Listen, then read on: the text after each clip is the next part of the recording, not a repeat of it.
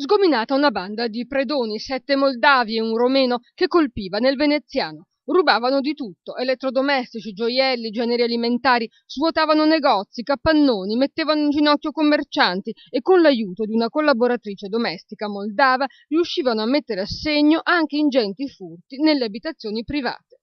L'indagine è dei carabinieri del nucleo investigativo del comando provinciale di Venezia. Una trentina i furti contestati, anche in abitazioni con la presenza di proprietari.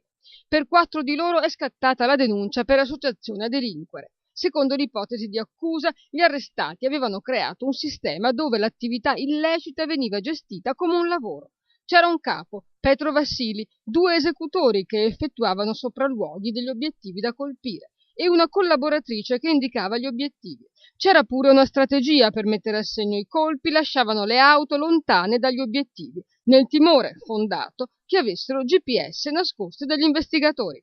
Il tutto avveniva prevalentemente nelle ore notturne. Sono stati arrestati a Padova, a Lido e a Spinea.